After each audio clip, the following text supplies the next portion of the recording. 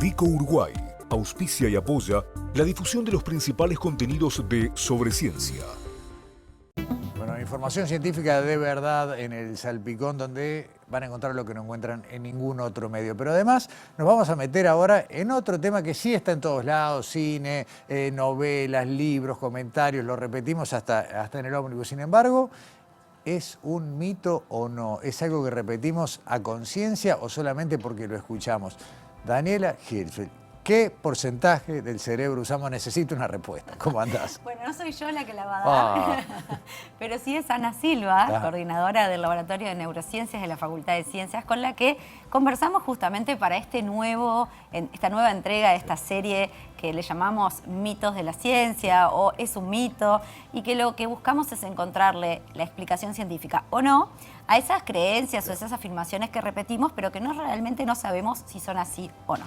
Y en este caso lo que vamos a hablar es de esa cuestión que, como bien dijiste y como bien vimos en el arranque del programa, se ha repetido no solamente entre nosotros, sino que ha sido objeto de películas de cine como Lucy, sí, también Sin Límites, que se llamó... Pero además, Dani, perdón que te corte, el video de introducción decía como que este mito arranca en la película. Mentira, es mucho más viejo. No. O sea, de hecho... No me spoilees hablando de cine, no me spoilees porque esto lo va a contar Ana Silva. Pero justamente, Sin Límites es otra película. Claro. Bradley Cooper también estuvo en este tema de esa pastilla que uno toma y aparentemente es más brillante de lo que era anteriormente porque usa todo el cerebro.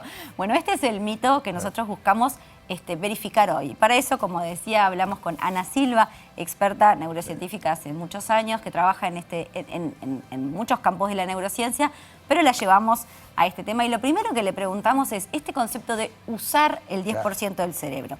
¿Qué quiere decir usar el cerebro? Esto fue lo primero que nos contestó.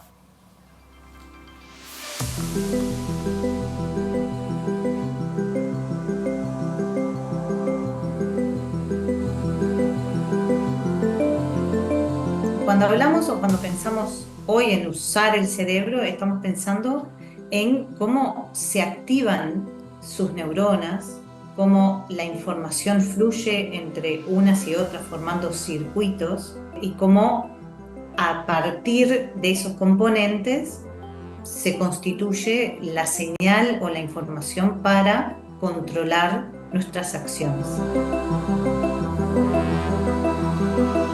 Es la actividad neuronal la que habla del uso del cerebro.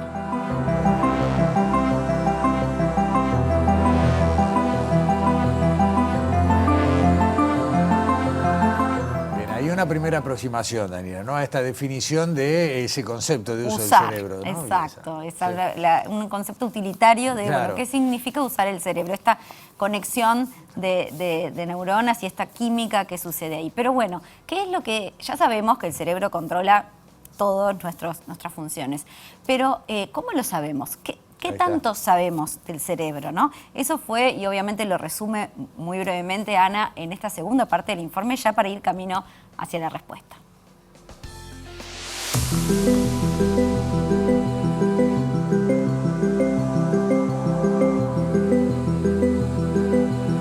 Nuestro cerebro es el órgano maestro del control de nuestra conducta y de todas nuestras conductas, y por lo tanto está activo todo el tiempo. Eso no quiere decir que todas las partes del cerebro estén funcionando a la vez.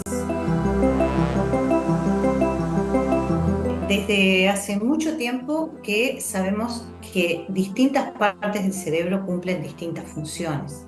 Por ejemplo, sabemos que las neuronas que como codifican la percepción visual se encuentran en la parte occipital del cerebro. Sabemos que hay sectores que se ocupan especialmente del lenguaje.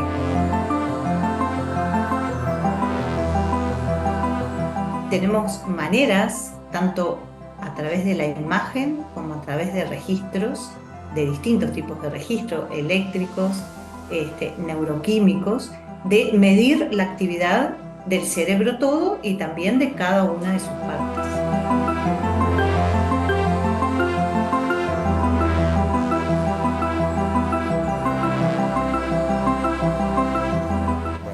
primer tramo fue esa definición sobre el concepto de uso. En este otro tramo ya avanzamos sobre las maneras en las que, obviamente, el cerebro no lo podemos ver en vivo. Sí, hay que ver cómo exactamente. lo medimos, ¿no? Y De cómo alguna la manera. ciencia ha avanzado. Claro, De sí. hecho, yo me acuerdo a principios, cuando estábamos por entrar en este siglo XXI, se decía, el siglo XXI va a ser el siglo del cerebro, el siglo de la neurociencia.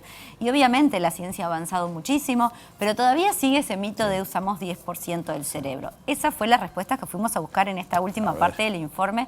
Y también le preguntamos de dónde surgió, por eso lo del spoiler, y ¿hay otros mitos vinculados al cerebro? Esto es lo que nos contó Ana. A ver.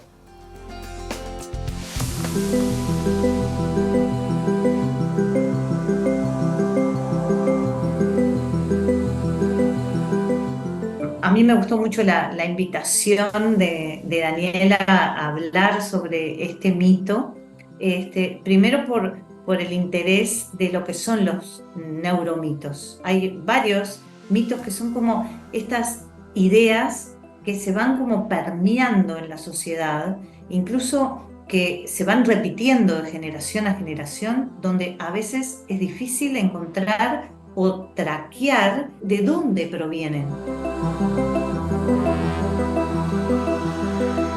Se le atribuye a un psicólogo estadounidense, William James, en el siglo XIX, una frase. Lo que él dijo fue como que la mayoría de las personas pone en práctica solo una pequeña parte de su potencial intelectual.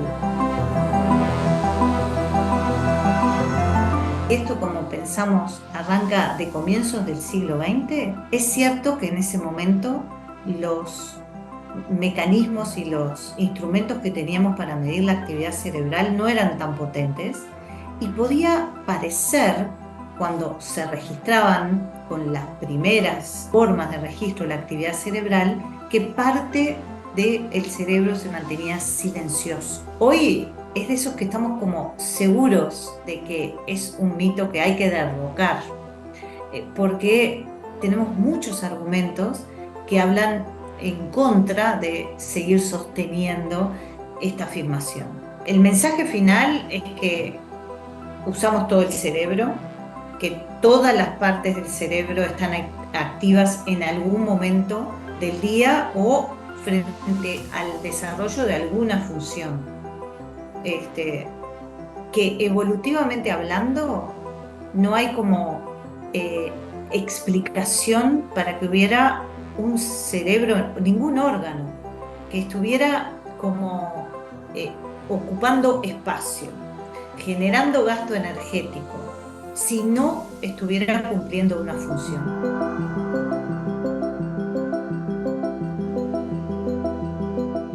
No es imaginable sostener al órgano que nos cuesta el 20% de nuestro metabolismo si es que no va a cumplir una función.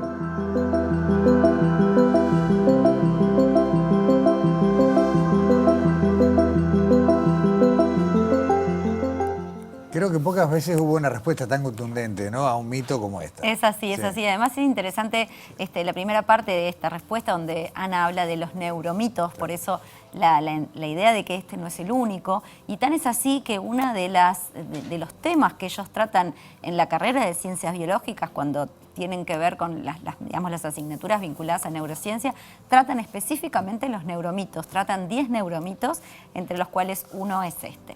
Y bueno, ya sabemos entonces que no le echemos la culpa a que usamos menos o más del cerebro, hay que poner voluntad y desarrollar lo que tenemos, que como la naturaleza es sabia, no tenemos nada que no podamos, que no usemos, que no esté en uso.